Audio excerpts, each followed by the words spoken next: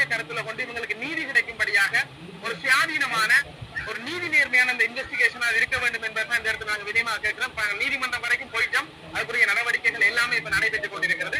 ஜட்ஜி இன்னும் கொஞ்ச நேரத்துல போய் இறந்த அந்த சிசுவை பார்க்க போறாங்க.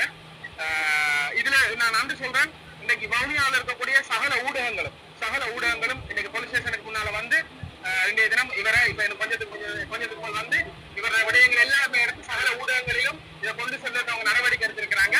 வவுனியா மாவட்டத்தில் உள்ள அனைத்து ஊடகவியலாளர்களுக்கும் இந்த வேளையில நன்றியை சொல்லுகிறோம். அதே போல இன்று மாலை வைத்தியசாலைக்கு முன்பாக நாங்கள் ஒரு கவன ஈர்ப்பை முன்னெடுப்பதற்கான நடவடிக்கைகளை மேற்கொள்கிறோம்.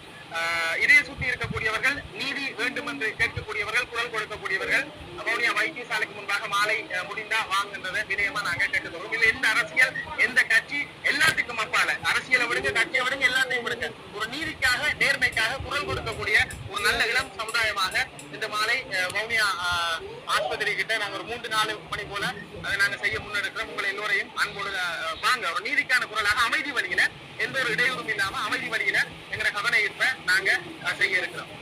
பார்க்கலாம் என்ன வர கேட்டு நாங்க சட்ட ரீதியாக இதை கொண்டு செல்கிறோம் பிரச்சனை.